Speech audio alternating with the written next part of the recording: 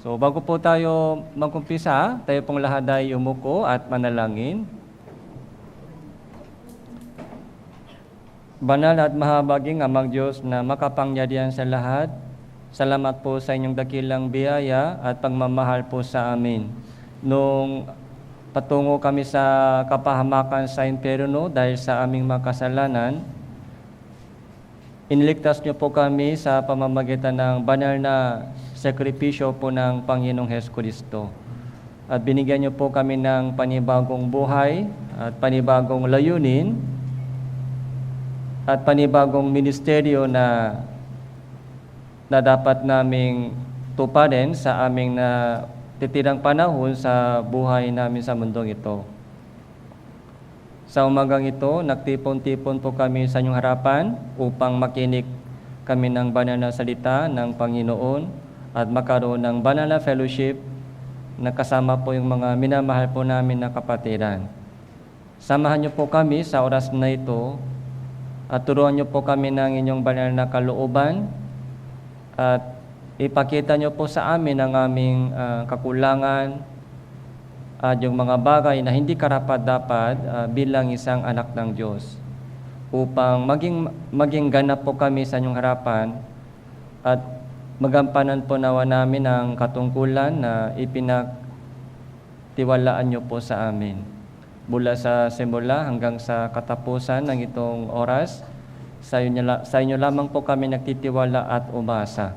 Ito po yung aming panalangin sa pangalan ng Panginoon Jesucristo. Amen. So, buksan po natin ang ating Biblia, Roma chapter 14 po. So, Roma chapter 14.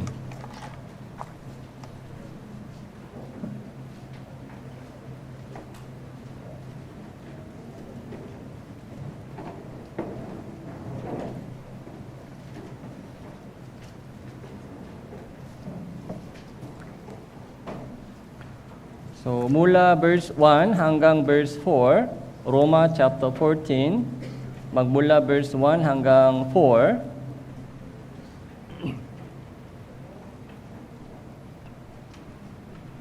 so, magsalitan po tayo.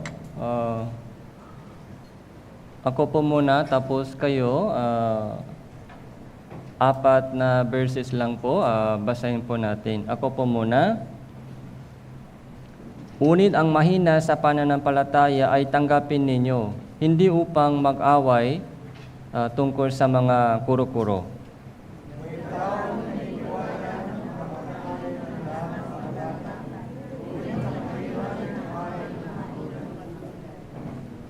Huwag hamakin ng kumakain ng hindi kumakain, at ang hindi kumakain ay huwag kumator sa kumakain, sapagkat sila ay tinanggap ng Diyos.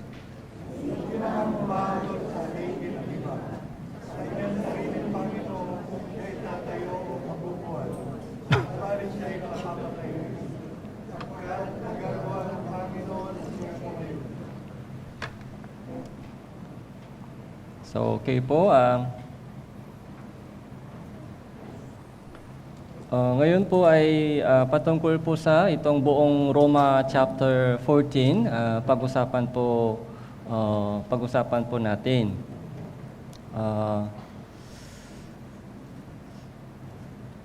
Di ba ilang beses po pinag-usapan po natin yung Roma chapter last time, chapter 12 and chapter 13. So ito po yung Roma ay isa sa mga pinakamahalagang aklat. Ito po yung sulat po ni Apostol Pablo para sa lahat po ng mga taong ligtas. Kaya itong chapter 14 po ay napakahalagang lesson po dito. Yung parang pinaka-highlight sa lahat ng mensahe ni Apostol Pablo po sa churches. Siyempre po yung pinakamahalaga po sa Biblia ay salvation, kaligtasan. Yan po yung pinakamahalaga, salvation. After salvation po, yung ano po yung kasunod na mahalagang lesson? So patungkol sa iglesia. iglesia. Kaya after salvation, ano po yung sasabihin po natin bawat isa? Pagligtas na po isang tao, ano po yung sinasabi natin sa mga bagong ligtas? See you in heaven? Yun po ba yung sinasabi natin sa mga bagong baby? So, manatili ka sa iglesia. Yun po yung lagi po natin encourage sa kanila. Kahit anong mangyari, so manatili ka sa iglesia, abide in the church. Okay? Dahil doon po tayo lumalago. Okay? So Christian living ay church life. Yung buhay sa iglesia, yun po yung pinaka-Christian living. Ang problema po, salvation ay individual. So tama po ba? May family salvation? May family package? Wala pong mga family wala pong mga group salvation. Yung salvation po ay individual. Pero yung Christian living ay hindi pwede pag ako lang nag-isa. So dapat magtipon-tipon, dapat kasama po tayo sa ating Christian living. So yun po yung pinaka-challenge po sa atin. Kapag ako lang nag-isa, so madali lang. Kapag gusto ko, gagawin ko, kung ayaw ko, next time na lang. So kung ako lang nag-isa, kumikilos, so madali lang po. Pero sinasabi ng Diyos sa atin, abide, manatili ka sa church. May bagong family po tayo. Yung mga kapatiran sa church ay bagong family, spiritual family. Pero sa loob ng church, kung titingnan po natin yung mga kapatiran sa church, iba-iba yung kanilang background, iba-iba yung kanilang ugali. So, iba-iba. Okay? So, tingnan po natin yung katabi ninyo. Katabi. Gusto ba natin sila?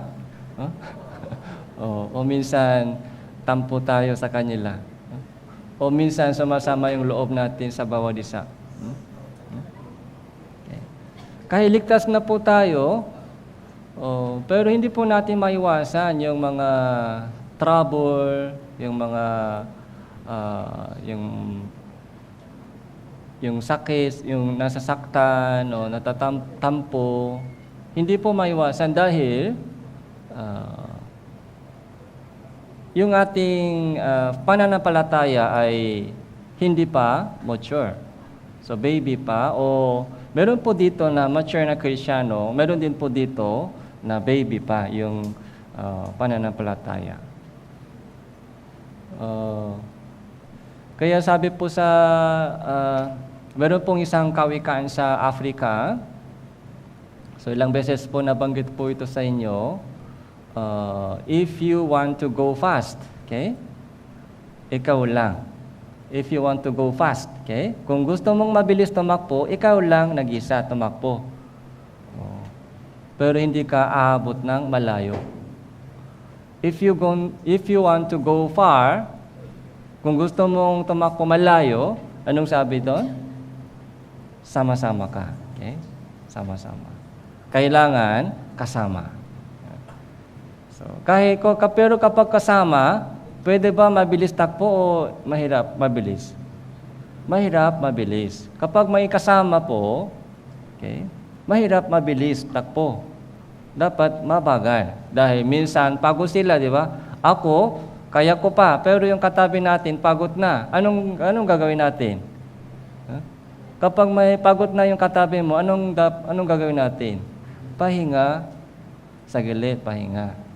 Kahit gusto ko pa, tuloy-tuloy, pero yung katabi mo ay pagod na, kailangan pahinga tayo. Kaya mabagal yung mga takbo ng yung Christian living. Pero siya lang lagi pagod o ikaw din minsan pagod? Ikaw din minsan pagod. Ako din minsan pagod. Kung pagod na ako, yung katabi mo ay tutulong sa'yo. Kaya yun po yung mga nangyayari kapag may kasama, kaya pwede na tumakbo ng malayo. Okay.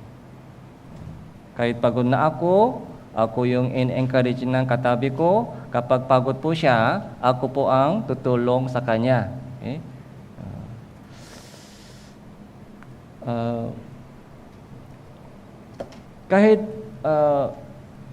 Kaya sa church living, sa Christian living po, napakahalaga po yung iglesia. Kaya itong chapter 14 po ay pinag-usapan po ni Apostol Pablo kung anong puso kailangan po natin para manatili po tayo sa iglesia. Verse 1, unin ang mahina sa pananampalataya ay tanggapin ninyo. Hindi upang mag-away tungkol sa mga kuro-kuro. May taong naniniwala na makakain ang lahat ng bagay, unid ang mahina ay kumakain ng mga gulay.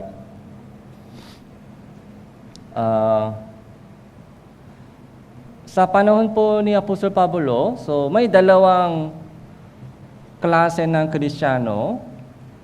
Meron pong mga mahihina, yung weak, mahihina sa kanilang pananampalataya. So bata pa po, yung bago po silang ligtas. Kaya mahina pa po yung kanilang pananampalataya. Baby pa sila sa faith. Meron din pong malakas. Okay? May taong naniniwala na makakain ang lahat ng bagay. So sila po yung mga medyo mature na Kristiyano. So mature na, lumago na yung kanilang faith. So bakit sabi dito ay bakit dito nabanggit ni Apostol Pablo yung pagkain? Anong connection meron sa pagitan ng faith sa yung pagkain? Yung mahina ay kumakain ng ano daw? Gulay. Bakit kumakain sila ng gulay? Yung mahina sa church ay kumakain ng mga gulay lang. Bakit po? Walang ipin? Huh? Mahina po ay physical na mahina? Hindi po ito physical na mahina. Yung spiritually, mahina. Pero bakit kumakain sila ng gulay lang? Kasi po yung karne sa panahon po ni Apostol Pablo, minsan inaalay sa mga Diyos-Diyusan. Yung karne ay inaalay sa Diyos-Diyusan, tapos ibinibenta sa palengke. Yung karne na inaalay sa Diyos-Diyusan, tapos yun po yung ibinibenta sa palengke. Kaya, sa loob ng mga kapatiran, kung meron pong ganong mga idea, so yung mga mahina po, ay tako sa karne, ay baka ito ay galing sa Diyos-Diyusan. Kaya yung mga mahina sa pananampalataya, takot po sila sa ganong mga pagkain ng karne, kaya gulay lang kinakain po nila. Okay? Pero yung mga mature na Kristiyano po, ganito po yung, meron po silang alam patungkol sa pagkain. So, di ba, kapag pumupunta kayo sa tindahan ng karne, kailangan pa ba tanungin yung mayari, ito ba galing sa Diyos-Diyusan o hindi na kailangan? Kailangan pa check natin lagi kapag bumibili ka ng karne. Ito ba galing sa Diyos-Diyusan o hindi na kailangan tanungin? Hindi na kailangan. Kasi mismong pagkain po ay walang problema. Walang problema sa pagkain. Kaya hindi po kailangan itanong sa mayari, ito ba galing sa Diyos-Diyusan? Okay. Ito ba ialay sa Diyos-Diyusan? Hindi po kailangan tanungin. Pero kung nagsasabi yung mayari sa inyo, pare, ito ay galing sa Diyos-Diyusan. Kung nagsabi siya sa inyo, pwede ba kainin ito? Hindi pwede. Kung may nagsabi sa inyo, patungkol sa karne, ito ay ialay ito sa Diyos-Diyusan, sa pista. Galing doon itong karne. Kung ganun po, alam mo na ito ay inaalay sa Diyos-Diyusan, nakaproblema ka sa konsensya. Kaya, hindi pwede kainin. So, yung mga mature na sa church, meron po silang ganong alam patungkol sa pagkain. Kaya sabi dito, verse 2, may taong naniniwala na makakain ng lahat ng bagay. May alam sila patungkol dyan. Pero yung mga mahina na wala pong ganong alam patungkol sa pagkain ay kumakain ng mga gulay lang para gusto nila, para maiwasan po nila. Okay? Para sigurado sila. Okay? Kaya, nagkaroon po ng mga problema sa pagitan ng nagkaroon po ng misunderstanding sa pagitan ng itong dalawang grupo. Kaya verse 1, ang mahina sa pananampalataya ay tanggapin ninyo. Hindi upang mag-away tungkol sa mga kuro-kuro. Verse 3, huwag hamakin ng kumakain. Yung kumakain po dito ay mature na Kristiyano. Huwag hamakin ng mature na Kristiyano ang hindi kumakain, mahina sa faith. Huwag hamakin sila, ay hindi nila alam, wala silang ganong idea. Basic lang yan, pero bakit hindi nila alam ganong mga knowledge sa patungkol sa pagkain? Huwag hamakin sila. At ang hindi kumakain, mahina, ay huwag kumator sa kumakain. Okay? Huwag kumator sa kumakain. Ay, baka yun ang galing sa Diyos-Diyosan. Bakit kumakain sila ng karne? Huwag kumator sa kanila. So, yun po yung meaning. Pero yung sa ating panahon, wala po tayong ganitong issue. Yung ganitong klaseng issue ay nangyari sa kanilang panahon lamang. Okay? Pero sa ating panahon, kahit hindi ganitong issue, pero sa ating panahon, so ibang klaseng issue nangyari sa pagitan ng mga kapatiran. So maraming mga issue nangyari sa loob ng church. Kaya minsan, hinahamak po natin yung ibang brothers sisters. Minsan, hinahatol po natin yung ibang mga brothers sisters. Bakit ganon? Okay? Mali yun. Okay? Yung mga hamak, saka yung hatol, mga paghuhusga sa bawat isa, ay nangyari sa ating panahon kahit ibang klaseng issue. Kaya yung teaching po, pagtuturo po ni Apostol Pablo sa kanila, ay pwede po dapat i-apply po sa ating churches. Okay? Dahil, minsan, hinahamak natin yung iba o hinahatol po natin yung iba. Okay? So, verse 4, basahin po natin ito ulit ng sabay-sabay. Verse 4, 3, 2, 1. Sino ka humahatol sa alipin ng iba? Sa kanyang sariling Panginoon siya'y tatayo o mabubuhay. Subalit, siya ay papatayuin sapagkat magagawa ng Panginoon na siya ay tumayo. Ito po yung conclusion po ni Apostle Pablo. Sino ka? Okay? Sino kang humahatol sa iba? Okay? Perfecto ka ba? Wala ka bang problema? So, sino kang humahatol sa iba? So, ito po yung napakahalagang mensahe ni Apostol Pablo. Huwag kang humatol, huwag kang humamak. Okay. Tapos, sa kanyang sariling Panginoon siya ay tatayo at mabubuhay, subalit siya ay patatayuin sapagkat magagawa ng Panginoon na siya ay tumayo.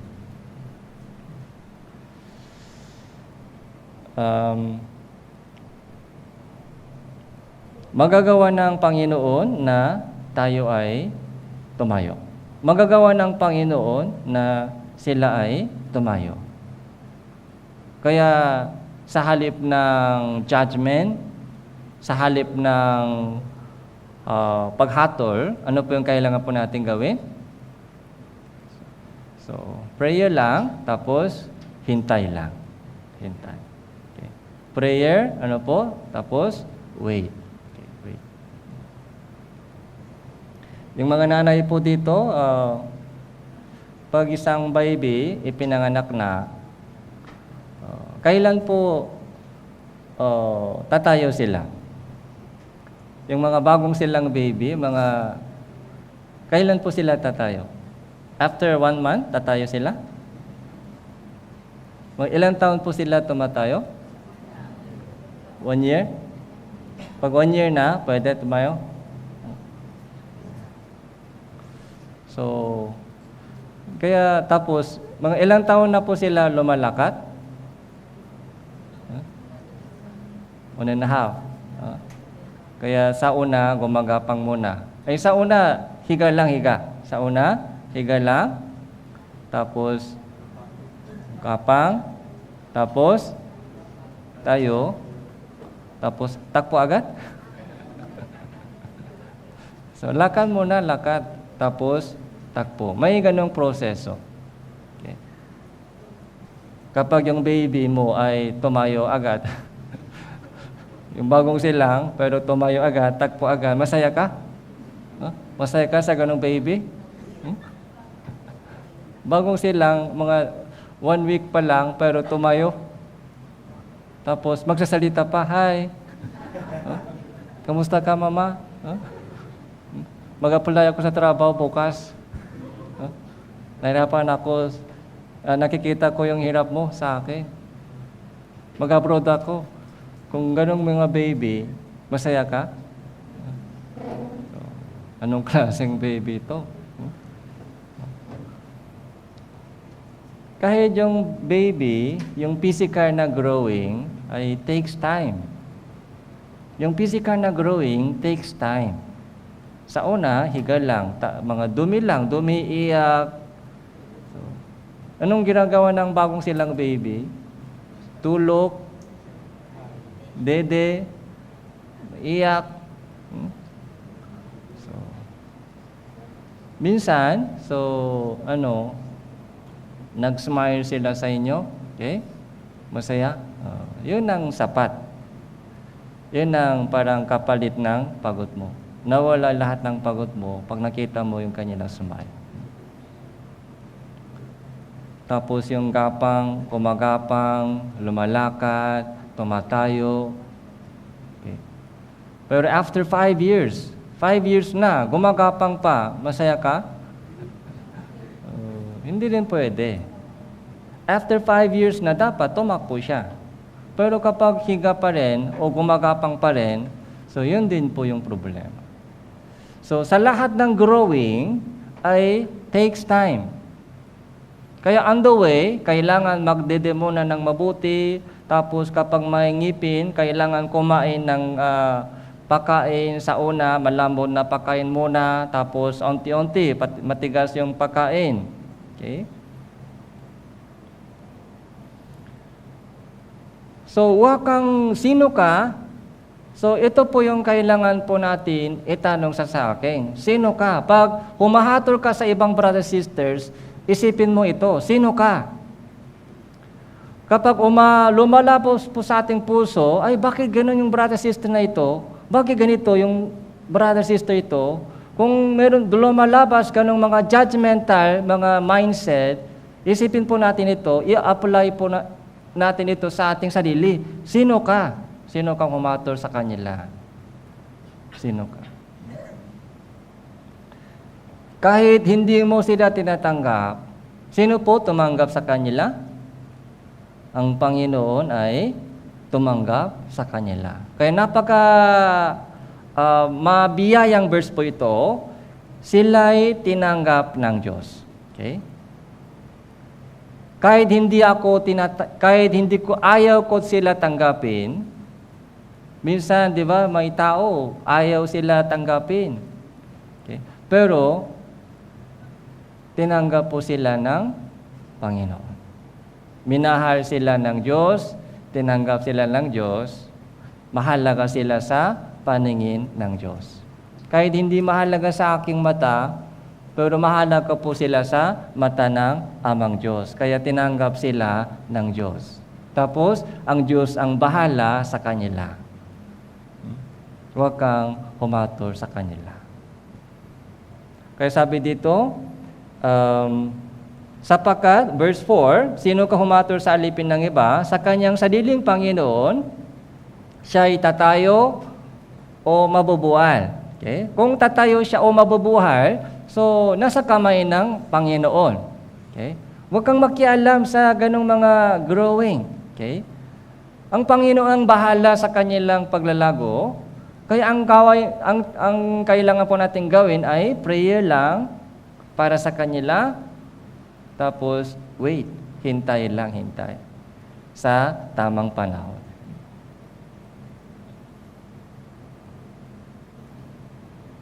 Kapag naitanim na po yung yung bini, so may pag naitanim na po yung bini sa lupa, may usbong. So pwede ba pahila para lumago ng mabilis? Kapag pahila po natin, ano mangyari? Papatay.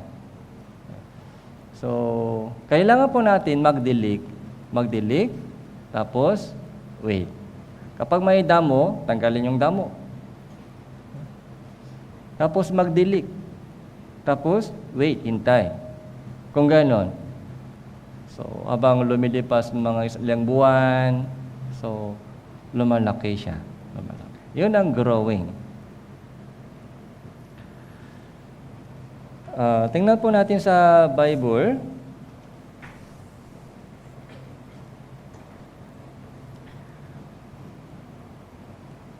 Unang Korinto chapter 1. Unang Korinto chapter 1.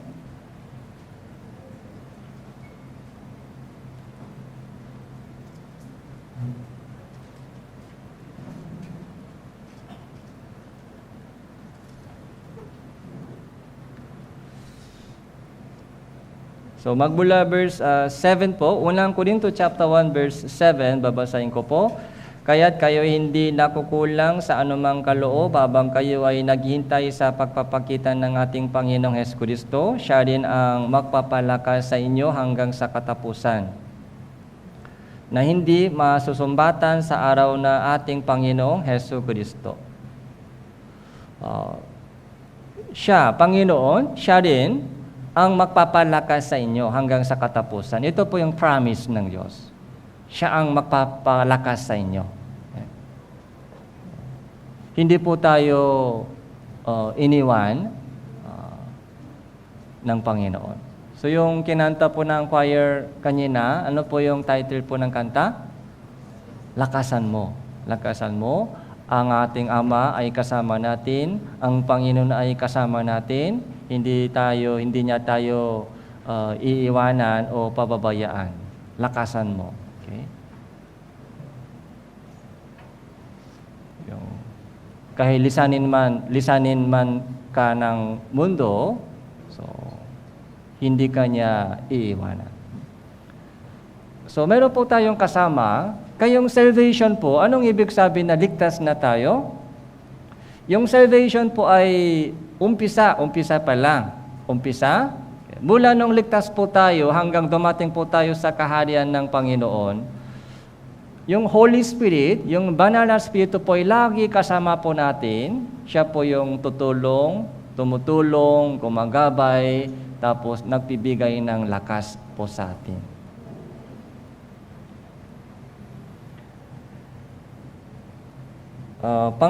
Unang Thessalonica chapter 5.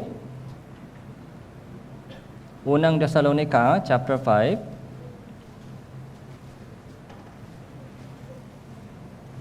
Verse 23.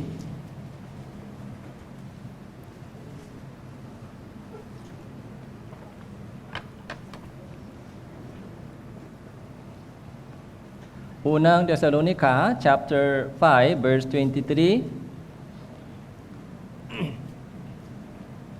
and 24. Basahin po natin yung dalawang verses, 3 to 1. Pagkabanalin nawa kayong lubos mismo ng Diyos ng kapayapaan, at ang inyong espiritu at kaluluwa at katawan ay ingatan buo, na walang kapintasan sa pagdating ng ating Panginoong Hesukristo. tapat ang sa inyo'y tumatawag na gagawin din naman ito.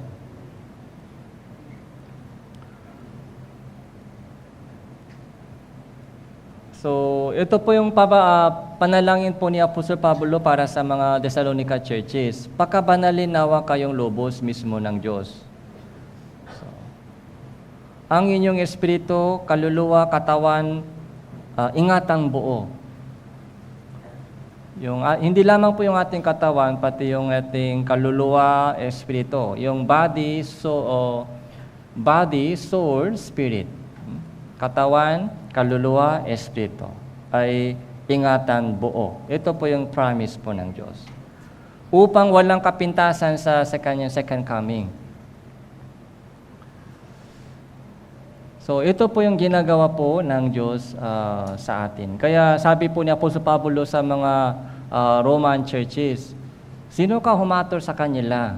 Okay? Huwag kang humator sa kanila.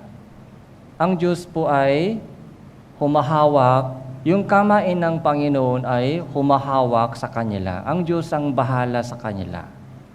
Yung positibong meaning. Okay?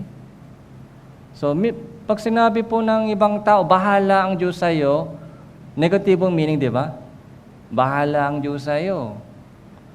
Pero, bahala ang Diyos sa atin, yung mga positibong meaning po dito, yung kamay ng Diyos ay humahawak sa inyo. Kaya siya po yung magpapalakas, okay, magpapabanal, okay, magpapagapang, magpapatayo, magpapatakpo. Okay. So yun po yung promise po ng Diyos. Ay, Pastor, kung matagal na akong ligtas, bakit gumagapang pa ako? So, kung hindi po normal yung growing po natin sa Christian living, kailangan po suriin yung ating sarili. Meron po tayong mga ilang checkpoint, 4 na checkpoint. So, ano po yung 4 na checkpoint sa ating Christian living? 4 na 4 years of Christian living. Ito po yung pinaka-checkpoint sa ating Christian living. Number 1. So, words of God muna, words of God. Kaya unang checkpoint, kumakain ba ako ng words of God daily? Okay? Pangalawa, prayer. So, nagdadasal ba ako lagi? Okay? Tapos, fellowship. Sumasama ba ako sa fellowship? Mga Lord's Day Fellowship, Wednesday Fellowship, o cell group, o group fellowship. Kasi doon po, minsan po yung mga kapatiran ay hindi sumasama sa fellowship dahil tumitingin po sila sa tao lang, tao. Kapag sa tao lang po tayo tumitingin, so mahirap po tayo tuloy sa fellowship. Kasi minsan po, nakikita po natin sa kanila yung mga hindi magandang bagay. Yung sabi po, hindi magandang kilos, hindi magandang mga ugali, character. Kaya mahirap po. Hindi po hindi po matagal sa fellowship. Pero doon sa pag nakita po natin sa fellowship yung pakilos ng Diyos. Pag tumingin po tayo sa pakilos ng Diyos sa fellowship, sa testimony ng mga kapatiran, yung testimony po ng mga brothers and sisters ay hindi lagi banal. Minsan po, mga 90% makamundong storya. Yung kanilang trabaho, yung kanilang mga opinion, 10% lang yung about kalooban ng Diyos. Kung gano'n, saan po tayo tatitingin? Okay? Itong 10%. Yung 90% ng makamundong stories, yung kwento niya ay hayaan na lang, hayaan. Pero mayroon pong mga 10% na yung makabanal na kwento. Doon po, mag-focus ka. Okay? Dahil kung baby pa sila, mas konti po yung mga makabanal na yung testimony. Pero habang lumalago po sila sa kanilang faith, palaki na palaki po yung makabanal na testimony. Pag nakita po natin yung pagkilos ng Diyos sa fellowship, so tuloy-tuloy. Kasi doon po, lumalago po tayo. Okay. So words of God, prayer, fellowship, and then, ano po yung final? Evangelism. So doon po tayo lumalago, evangelism. So checkin po natin kung sino po ang naligtas sa pamamagitan ko last year. Okay? Sino ba na save sa pamamagitan ko? Kung wala, so ibig sabihin, kailangan this year, i-target po natin. So habang nag-evangelize po tayo sa mga naliligaw na kaluluwa, doon po kasamang sacrifice. Doon po, kapag may invite po natin sa Bible seminar, okay, yung ating buhay ay pabanal na pabanal. Okay. Kasi kung may kasamang kasalanan sa buhay ko, so mahirap evangelize. So kung meron pong mga ganong target po sa evangelism, ang unang nangyari sa buhay sa Christian living, yung buhay Christian living ko muna ay yung pinalinis po ng Panginoon. Kaya ito apat na bagay, so kailangan po yung check-in.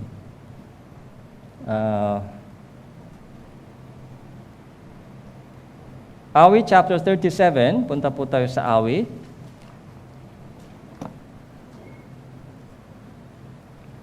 Awit chapter 37,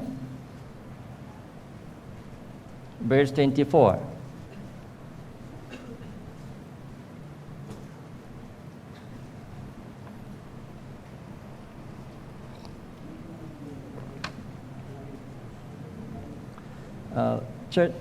Awit chapter 37, verse 24, 24, and 25. Basahin po natin ito, 3, 2, 1. Bagaman siya ay mahulog, hindi siya lubos na mabubual, sapagkat ang Panginoon ang aalay sa kanyang kamay. So, ngayon matanda na, gayon may hindi ko nakita na ang matuwid ay pinabayaan, ni ang kanyang mga anak ay namamalimos ng tinapay. Napakagandang promise po ito. Okay? Maaari po mahulog tayo. Ibig sabihin, maaari po matisot po tayo dahil nasa salibutan pa tayo, nasa laman pa tayo, tapos yung ating pamumuhay, yung ating marami pa pong temptation, yung tukso ng salibutan. Nasa salibutan pa tayo, nasa laman pa tayo. Kaya maaari mahulog, matisot. Okay? Pero anong promise po ng Diyos? Hindi siya lubos na mabubuhay. Dahil ang kamay ng Diyos ay hawak sa atin. Hawak. Okay. So, kaya nararamdaman po ba natin yung kamay ng Diyos sa ating Christian living? Kahit minsan natisot po tayo sa tukso ng salibutan. Pero naramdaman po ba natin yung kamay ng Panginoon na humahawak? Anak, balik ka dito. Anak, balik ka dito. Hindi yan tama. Mali yung hindi tamang position mo ngayon. Dito ka. Huwag ka dyan. Dito ka. Yung kamay ng Diyos, kapag naramdaman po natin yung ganong mga kamay ng Diyos, kapag narinig po natin yung boses ng banal na Espiritu po sa ating puso, kailangan makinig at sumunod po tayo. Obedience. Ako ay naging bata, ngayon matanda na, gayon hindi ko nakita na ang matuwid ay pinababayaan, ni ang kanyang mga anak ay namamalimos ng tinapay. So, kung tuloy-tuloy po tayo sa ating maglilingkod sa Panginoon. Katulad ng Matthew chapter 6 verse 33, hanapin mo muna ang kanyang kaharian, ang kanyang katuwiran. Okay? Kung yun ang gagawin po natin, ang ginagawa po natin, ano po yung promise po ng Diyos? Lahat ng kailangan po natin, yung pangailangan po natin ay pawang idadagdag sa iyo. Kaya yung anak po natin ay hindi namamalimos ng tinapay. So, namamalimos. Ano po ito? Namamalimos? Ito, di ba? Hingi. Hindi ganun mangyari yung mga anak natin.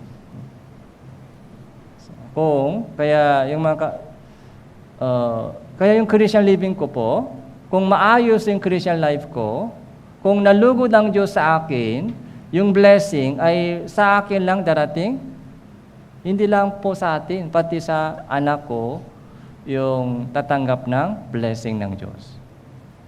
Okay. Kaya bilang magulang, so tatay at nanay, isipin po natin po ito. Kapag magbigay lugod po sa Panginoon, kung ang Diyos ay magalak sa akin, yung promise po ng Diyos yung promise po ng Panginoon, hindi lamang para sa akin, kundi para sa mga anak ko. Okay. Sasama po sila. So, balik po tayo sa Roma chapter 14.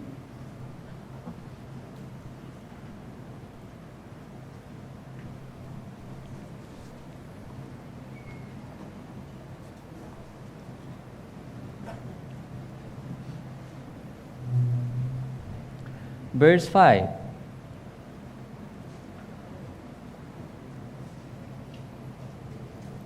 May taong nagpapahalaga sa isang araw ng higit kaysa iba, ngunit may iba naman nagpapahalaga sa bawat araw. Hayaang mapanatak ang bawat tao sa kanyang sariling pag-iisip. Verse 6, ang nagpapahalaga sa araw ay nagpapahalaga nito sa Panginoon. Ang kumakain ay kumakain para sa Panginoon sapagkat siya ay nagpapasalamat sa Diyos. At ang hindi kumakain para sa Panginoon ay hindi kumakain at nagpapasalamat sa Diyos. Verse 7, basahin po natin, 3 to 1. Walang sino mang sa atin ang nabubuhay sa kanyang sarili at walang sino mang namamatay sa kanyang sarili. So, verse 6 and 7, verse 6 and 7 and 8 po, ito po yung pinaka high level. Ito po yung pinaka high level po sa ating pananampalataya. Okay. Bakit daw kumakain isang tao? Okay. Yung Kristyano, kumakain para kanino kumakain tayo? Okay. Di ba? Kanina nag-almusal po ba kayo? Nag-almusal? Nag-almusal. Nag-almusal po tayo. Para kanino? Para sa sarili? Dati po, di ba? Dati. Kasi kapag hindi kumakain, patay. So, kaya kumakain po tayo para sa katawan, para sa ating sarili. Okay? Pero anong sabi sa Biblia? Kumakain para sa Panginoon. So, anong ibig sabihin? Kumakain tayo para sa Panginoon. So, pag bulay-bulayan po natin ito ng mabuti. So, dati, natulog po tayo dahil pagod na. Kung pagod na, dapat tulog, pahinga, para bukas, para pumasok po bukas. So, pag may sakit po, so nagiinom ng gamot o pupunta sa ospital, so para sa sarili. Ito po yung pinaka fundamental question. Yung ginagawa ko, lahat po ng ating ginagawa sa buhay ko ay para kanino? Para kanino ginagawa natin? Ito po yung pinaka fundamental question. So may ilang option po, di ba? May ilang option. Yung ginagawa po natin, yung trabaho natin, yung mga study po natin, yung lahat po ng ginagawa po natin, para kanino? So mari, number 1 option, para sa akin. Number 2 option, para sa anak ko. Kung wala anak, kung wala sila, ay hindi ko ginagawa yon. Dalawang option, pangalawang option. Pangatlong option, so ginagawa po natin ay para sa Pangulo ng Philippines. So kumakain po ba kayo para sa Marcos? Kung hindi ka kumakain, malungkot siya sa inyo? Hindi. Para sa akin sarili o para sa pamilya ko, para sa anak ko. Minsan yung mga kabataan, nag-aaral po kayo para sa masaya yung magulang mo. Para masaya ang magulang mo. So, nag-aaral po ba kayo para masayang teacher mo?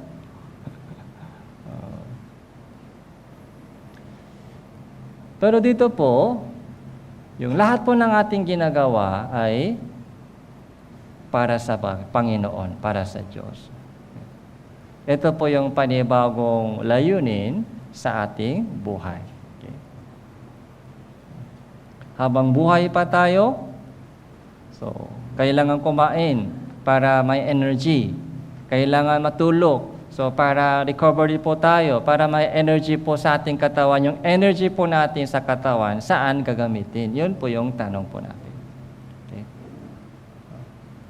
Yung energy na galing sa pagkain, galing sa pahinga, galing sa mga lahat, saan ito gagamitin? So verse 8 po, verse 8. Basahin po natin ito, verse 8, 3, 2, 1. Kung nabubuhay tayo, sa Panginoon tayo nabubuhay. O kung mamamatay tayo, sa Panginoon tayo'y namamatay. Kaya't mabuhay man tayo o mamatay, tayo'y sa Panginoon. So bago mag-lunch po tayo mamaya, i-memorize po natin ito. Bago mag-lunch. O bago matapos itong araw, sana ito po ay memorize po natin. Ito po yung Christian living. Kung nabubuhay tayo, okay? Kung nabubuhay tayo, kung binibigyan pa tayo ng oras sa buhay, di ba ang Diyos ang bahala sa buhay natin? Kung bibigyan pa tayo ng mga oras, yung panahon sa buhay, so para sa Panginoon, mabubuhay ako para sa Panginoon. Kung namamatay ako, kung hanggang dito lang yung buhay ko na ibinibigay ng Diyos, so para din sa Panginoon. Para din sa Panginoon. Anong klaseng buhay po ito? Verse 9, sapagkat dahil dito, si Kristo ay namatay at muling nabuhay, upang siya ay maging Panginoon ng mga patay at ganoon din ng mga buhay. Ito daw yung pinaka-purpose ng kaligtasan. Okay? Dahil dito namatay si Jesus. Namatay si Jesus hindi para masaya tayo dito sa lupa. Namatay si Jesus hindi para malakas yung ating katawan. Hindi para mahaba po yung buhay natin sa mundong ito, dahil yung kalooban ng Diyos ay wala dito sa lupa, kundi magkaroon ng yung buhay na walang hanggang sa langit, walang hanggang kaluwalhatian sa langit. Okay? Yan po yung pinakakalooban ng Diyos. Kaya kapag isang tao ay naligtas na po, so, yung kanyang buhay na natitira ay para sa Panginoon. Para sa Panginoon. Buhay man o hindi. Okay.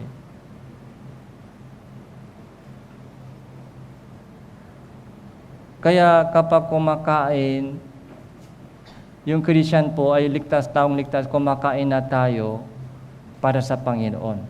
Ganito po, yung gagamitin ko, yung health. Yung gagamitin ko po yung health ko, yung kalusugan ko para sa kalooban ng Diyos.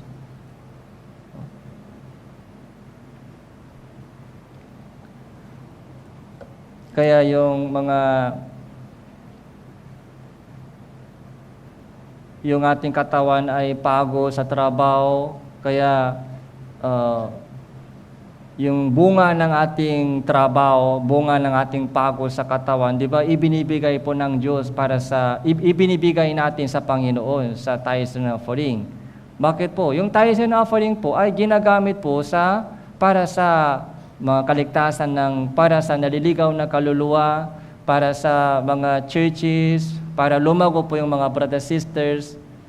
Kaya ginagamit po ng Diyos yung bunga ng ating sacrifice, yung pagod, trabaho para sa Panginoon. So ganun din po yung mga student kabataan dito. Nag-aaral po kayo ngayon. Dati para sa magandang trabaho lang, para pangarap mo na lang. So pero ngayon hindi na po ganong dating pangarap. Yung talento, yung katalinuhan mo, yung talento mo. So, yun ang ibigay po natin sa Panginoon. Gamitin po natin para sa ministry. O kung makapasok ka sa magandang trabaho dahil maayos yung mga grade mo, so kailangan din po sa church yung so ito po yung prayer ko po, sana sa loob ng church, so magiging doktor, so magiging mga abogado, magagandang mga posisyon sa mundong ito, sana, so lilitaw sa mga kapatiran po dito. Bakit? Pag doktor, magandang kita. Yung kita ay gamitin mo para sa Panginoon. Yung mga talento mo, yung skill mo, ay gamitin mo para sa Panginoon. Anumang mga knowledge, yung anumang skills. Okay. So kung ganun po yung mga prayer mo sa study, so tutulungan ka ng Diyos. Kahit hindi sapat po yung study time, dahil conflict po yung schedule mo sa fellowship. So compare po sa ibang mga kabataan, hindi sapat po yung oras mo para mag-focus sa study, pero tutulungan ka ng Diyos para mataas po yung grade mo. Kaya, so verse 7, 8, 9, ito po yung napakahalaga. Unang Korinto chapter 10, verse 31. Unang Korinto chapter 10, verse 31.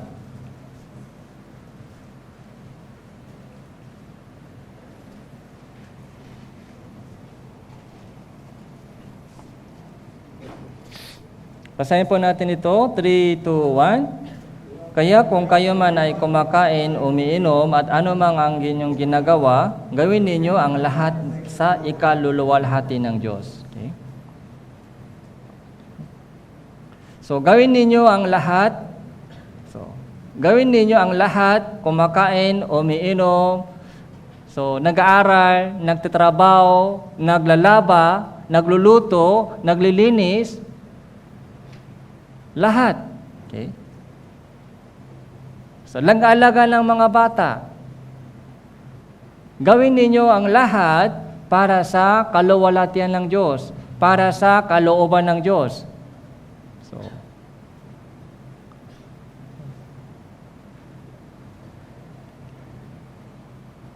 panibagong, ito po yung makalangin na buhay, makalangin na purpose. Lahat.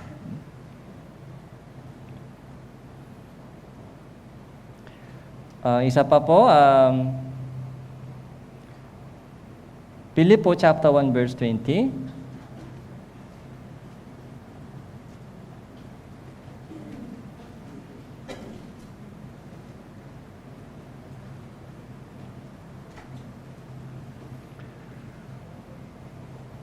Filipo chapter 1 verse 20, ayon sa aking lubos na inaasahan at pag-asa, at sa anuman ay hindi ako mapapahiya, kundi sa buong katapangan na gaya ng dati, ganun din naman ngayon, dadakilaan si Kristo sa aking katawan, maging sa pamamagitan ng buhay o sa pamamagitan ng kamatayan.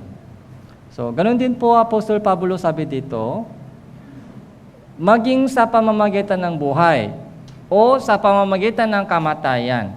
Kahit buhay man ako, hindi. Ganun po yung meaning. So, ano po yung meaning ng kamatayan po sa atin? Takot pa po tayo sa kamatayan? Ganun po ba yung kapatiran? Takot pa po tayo sa kamatayan? Okay. Ligtas po ba tayo? So, kung ligtas na po, handa na po tayo humarap sa kamatayan. So, may pag-asa po tayo, ready na po tayo na pumasok sa langit. Salvation. Nasa akin na po yung buhay na walang hanggan.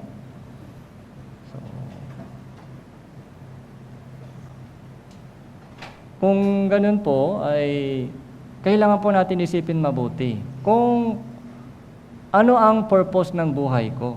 Okay?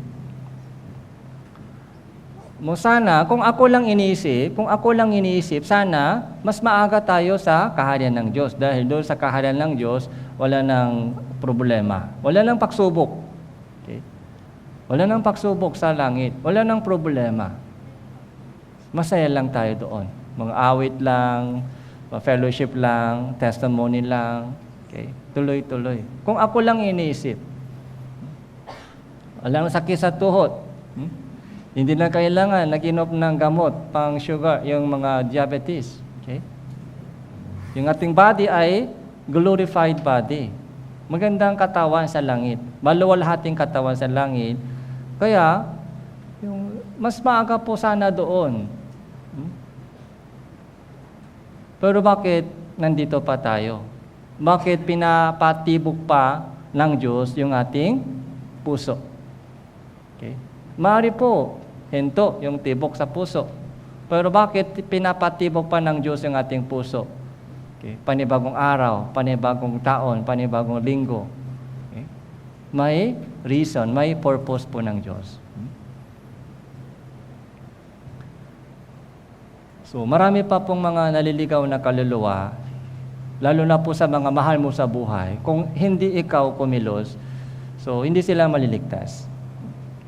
Ikaw lang po yung kilala po nila. Kung hindi ka kumikilos para maligtas po sila, so wala silang pag-asa. So anong gagawin po natin? Kung hindi mo binuksan yung bibig mo at ipahayag mo ang ebanghelyo sa kanila, so wala silang pag-asa. Mapapahamak po sila sa impyerno. Anong gagawin po natin? Okay lang po ba sa inyo? Isipin po natin kung ano ang purpose, bakit nabubuhay pa tayo sa mundong ito. Para sa kaligtasan po ng mga mahal po natin sa buhay. Para sa kaligtasan ng mga kilala ko. And para din po tayo lumago sa ating faith. Okay? Kahit ligtas na po tayo o matagal po tayo ligtas, pero yung ating ginagawa, yung ginawa ko para sa Panginoon ay konti pa. Kaya yung panahon na ibinibigay ng Diyos sa atin ay opportunity po ito, pagkakataon para lumago po tayo sa pananampalataya. Kaya hindi pwede sayangin po yung remaining time. Sapat na po yung oras hanggang ngayon. Pero yung oras magmula ngayon ay hindi pwede sayangin sa makamundong buhay. Kaya sabi po dito ni Apostol Pablo, dadakilain si Kristo sa aking katawan, maging sa pamamagitan ng buhay o kamatayan. Verse 21 po, verse 21, basahin po natin, 3, 2, 1. Ang mabuhay ay si Kristo at ang mamatay ay pagkinapa. Kaya sa ating po yung kamatayan ay pagpasok sa yung transfer, yung lipat bahay. Okay? Transfer, lipat bahay. Meron po tayong pag-asa. Kahit nakadikit pa yung ating paa sa lupa, pero yung ating ulo ay patungo sa langit.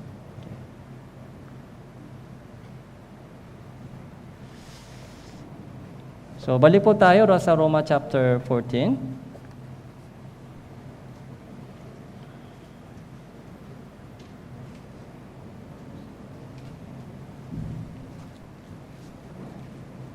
Verse 10 po, verse 10. Basahin po natin ito, 3, 2, 1. At ikaw, bakit mo hinahatulan ng iyong kapatid? O ikaw naman, bakit hinahamak mo ang inyong kapatid? Sapagkat tayong lahat ay tatayo sa harapan ng hukuman ng Diyos. So, hukuman ng Diyos, ito po yung pinaka-reminders po ng Panginoon sa atin. Sino ka humator sa iba? Okay? Ikaw din ay haharap sa hukuman ni Kristo, hukuman ng Diyos. Kaya huwag kang masyadong makialam sa ibang mga kapatiran kung... So, mag-ingat po tayo sa pagkaunawa po natin. Kapag nakita po natin yung ibang mga brothers sisters po ay nahirapan, anong gagawin po natin? Huwag na lang makialam sa kanila? Hindi pwede. Kailangan po natin silang encourage o aliwin. Kailangan natin silang tulungan. Okay? Kailangan makialam sa kanila. Ang pinakapunto po dito, yung growing, okay? Kailangan po natin silang tulungan. Kailangan po natin silang encourage. Okay? Aliwin. Okay? So, fellowship po yan, fellowship. Pero yung kanyang faith, yung growing, paglago sa kanilang faith ay hindi mo pwede silang pilitin o hindi mo silang pwedeng yung baguhin. Okay. Yung tulong na lang, encourage, okay, and prayer, and wait. Yung growing ay galing sa kamay ng Diyos. Growing. Yung changes. Kaya ano po yung pinaka-character ng pag-ibig? So 1 Corinthians chapter 13. Ano po yung pinaka-unang character ng yung pag-ibig? Love is long suffering. Long suffering, long waiting. Long suffering, long waiting. So habang inaalagaan po natin sila, tinutulungan po natin sila, so kailangan wait. Okay. Yung changing, yung growing, ay galing sa kamay ng Diyos. Kaya hindi pwede hamakin, hindi pwede hatulan, hindi pwede hatulan sila. Okay? Ito din po kailangan po natin alalahanin. Ako mismo ay haharap doon sa judgment seat of Christ. Okay? Sa Tagalog Bible dito, hukuman ng Diyos, Tagalog Bible, pero yung hukuman po dito ay hukuman ni Kristo. So para bigyan po tayo ng gantimpala, ito po yung pinakahukuman po ito. So tingnan po natin sa Pangalawang Korinto chapter 5, Pangalawang Korinto.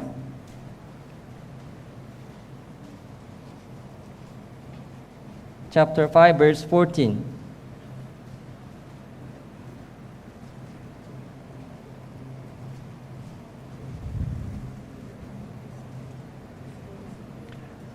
Chapter 9 po, chapter 9.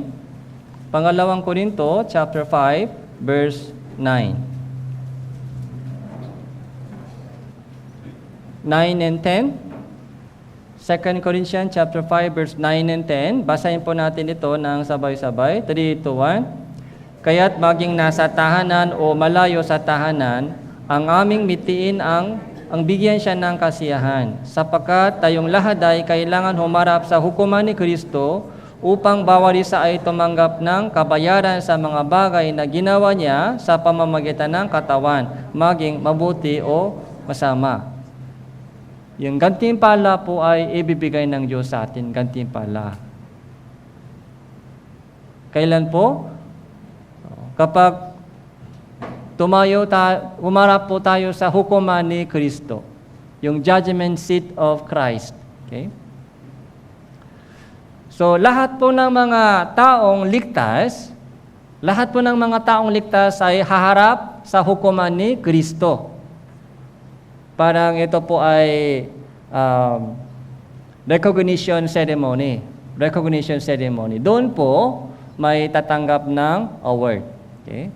May Kristiyano tatanggap ng award, may Kristiyano na palakpak na lang. Palakpak na lang. Gusto ba natin tumanggap ng award? Wala po kayong gana sa award? Kapag nasa langit na ako, okay lang, kontento na ako. Hindi na kailangan award. Ganun po ba? So, kung ganun po yung inisip po natin, lungkot po ang Diyos sa inyo. Daming handang pagkain, inihanda ng Diyos maraming award. Daming handang pagkain, pero pag ayaw ito, kainin ng yung guest. Okay? Masaya ka ba? Malungkot. Daming pagkain, inihanda mo sa birthday, pero yung mga pumibisita, ayaw kumain. Ay, busog na ako, ayaw. Kaya walang bawas sa daming mga pagkain. Masaya po ba? Malungkot. Inihanda ng Diyos maraming award. Pagbusok na po tayo sa makamundong bagay. Panginoon, busog na ako, makamundong bagay. Kaya wala akong gana sa makalangin na bagay. Kung ganun po, malulungkot po ang Diyos sa atin. Yung salvation, hindi po ito pinaka-ultimate goal. Yung salvation po ay first step. Yung pinaka-kalooban ng Diyos sa atin ay award. Gantimpala o kaluwalhatian sa langit. Kaya pagdating po natin sa langit,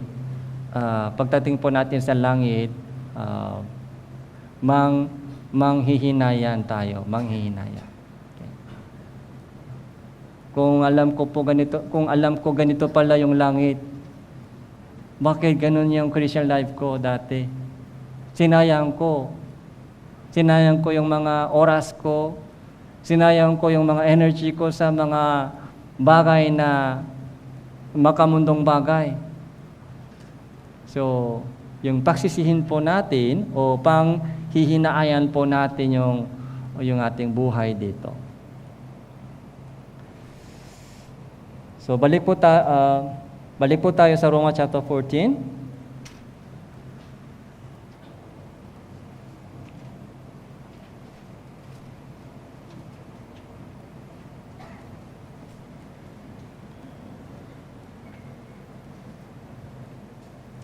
So, Roma chapter 14.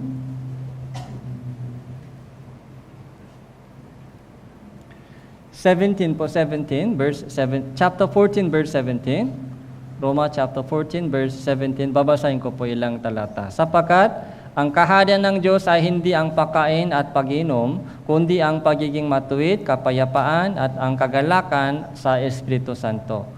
Sapagkat ang nalilingkot ng ganito kay Kristo ay kalugod-lugod sa Diyos at tinatanggap ng mga tao. So, verse 19 po, verse 19. So, babasahin po natin. 3, 2, 1.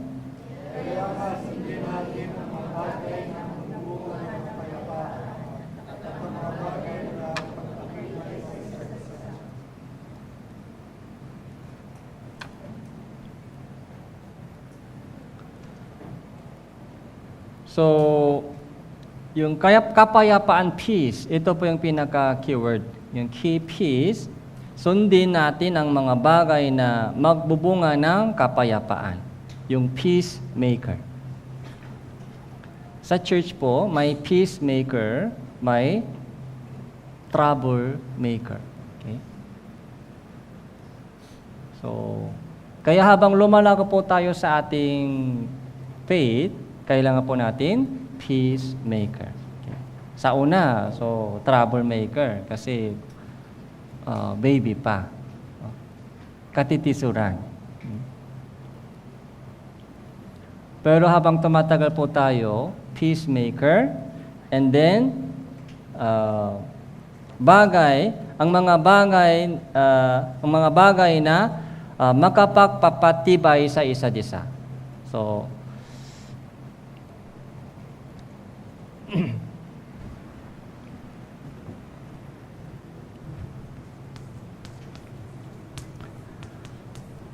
edify, ito po yung sa English, edify.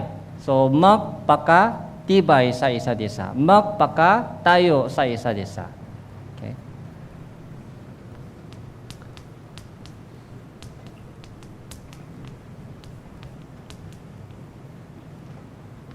So, peace. Ito po yung pinaka-conclusion po ni Apostol Pablo. Sundin natin ang mga bagay na magbubunga ng kapayapaan. Peace. And then, makapagpapatibay sa isa't isa. Okay. Yung pinakasentro po ay hindi ako. Okay. Isipin natin yung mga ibang brothers sisters. So, para magpakatibay sa kanila. Para tumibay po sila sa church. Hindi ako. Kaya, dapat ako muna matibay. Tama po? Kung hindi ako matibay, so paano ka makapagpatibay sa iba? Mabubuwal ka. Hindi mo kayang magpakatibay sa iba kung hindi ka matibay. Kaya, yung mga mature na Kristiyano po, sa halip ng humamak sa mga mahina, ay, bakit baby pa? Hindi pwede sabihin ganon. Okay. Kailangan po natin silang alagahan ng mabuti. Kailangan natin silang tanggapin. Dahil tinanggap po sila ng Panginoon. So, yakapin po sila. Tanggapin po sila. Tulungan, alagaan po sila. And darating po yung araw na magiging matibay po sila. Yun po yung edification. Magpapakatibay. So, napakaganda po yung verse ito, edification. Tandaan po natin yung ito, verse, edification. So, tingnan po natin sa Bible.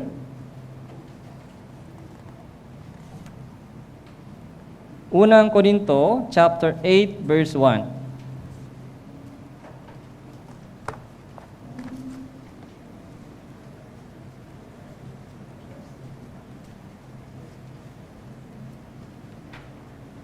Unang Korinto, chapter 8, verse 1 and 2.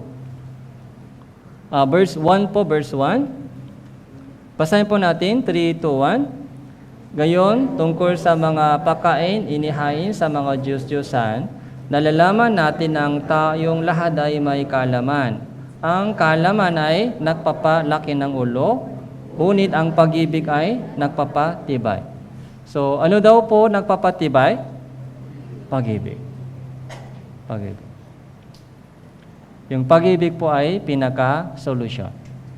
Love edifies. Kaya saan po tayo dapat lumago? So, sa pag-ibig lumago o lumago sa kaalaman? Dapat lumago tayo sa pag-ibig. Pag sa kaalaman lang lumago, maraming alam. Okay? Lumalago sa alam, maraming alam sa Bible. May experience na sa daming mga ministry. Pero yung pag-ibig ay bata pa, kung ganun. So, nagpapalaki ng ulo lang malaki. Sila po yung humahator sa iba. Humuhusga sa iba.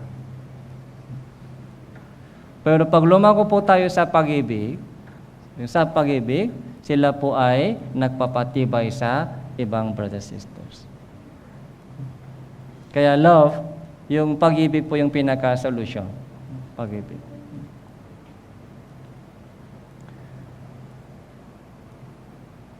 So, yung sana po,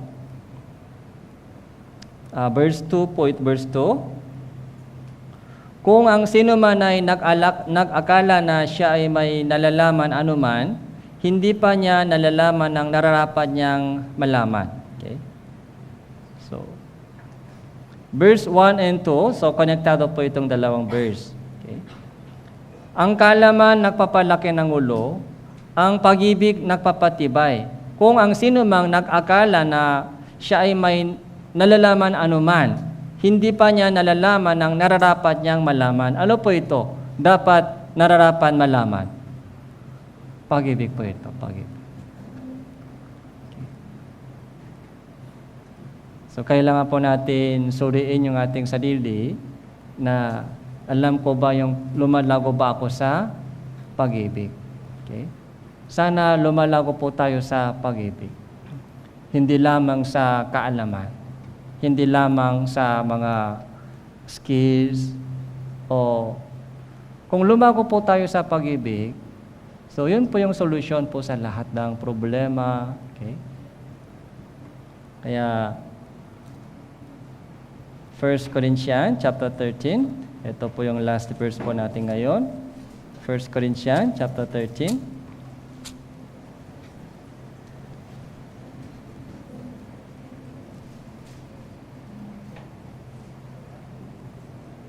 Verse 4.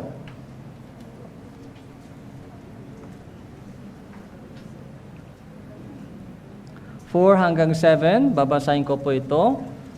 Sundan nyo rin po sa mata. Ang pag-ibig ay matiisin at magandang loob. Ang pag-ibig ay hindi mainggitin, mapakmalaki o hambok, hindi magaspang ang kilos, hindi nito ipinipilit ang sariling kagustuhan, hindi mayayamutin, hindi nagtatala ng mga pagkakamali, hindi nito natutuwa sa masamang gawa, kundi natutuwa sa katotohanan, pinapasan nito ng lahat ng bagay, pinaniniwalaan ng lahat ng bagay, inaasahan ko ang lahat ng bagay, tinitiis ang lahat ng bagay. So parang yung pag-ibig po ay lahat. Tama po?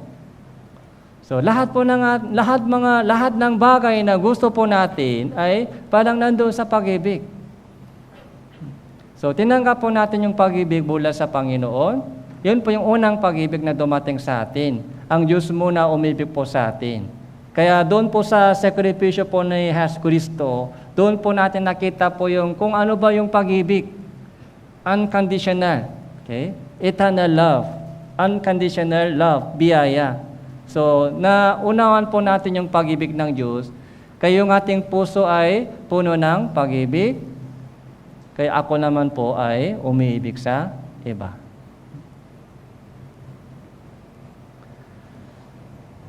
Kaya kapag naramdaman po natin na kulang ako sa pag-ibig, so ano po yung gawin po natin? Bumalik po tayo sa pag-ibig ng Diyos. Una niyang pag-ibig sa atin. Pag nakalimutan po natin yung pag-ibig ng Diyos, doon po mag-umpisa po yung maraming problema sa Christian living. Kaya lagi po natin bumalik sa unang pag-ibig ng Diyos sa atin. Kung gaano kadakila po yung pag-ibig ng Diyos sa akin. So yun po yung yung driving force sa ating Christian living. So, yung Roma chapter 14 po, so nakita po natin magandang mensahe po doon, kaya sana po pagbubulay-bulayan po natin. So tanggapin po natin bawal isa. Okay? Sa daming mga background sa church, iba-iba yung mga background po ng buhay po natin. Kaya para makaisa po tayo, kailangan po natin tanggapin ang bawat isa. Tapos, isama po lagi sila sa prayer and maghintay. Ang Diyos ang bahala sa changes and sa paglago sa kanilang pamumuhay Kristiyano. So, manalangin po tayo. Let's pray. Salamat po, Panginoon, sa oras na ito, sa inyong mensahe na ibinigay niyo po sa amin. Padagtagan po sa aming puso ang dakilang pag-ibig mo, Panginoon, upang magmahalan po kami sa bawat isa sa pamamagitan ng pag-ibig ng Panginoon. Nawa lahat po ng mga kapatiran ng Tanawan Church ay mapuno ng pag-ibig ng Panginoon at magamit po kami para sa inyong maluwalhating kalooban. Kung meron pong kapatiran na tumadaan sa maraming pagsubok at kahirapan sa kanilang buhay, tandaan niyo po sila, Panginoon, at tulungan niyo po silang magtagumpay sa mga pagsubok at kahirapan sa kanilang buhay. Ito po yung aming panalangin sa pangalan ng Panginoon Hesus Kristo. Amen.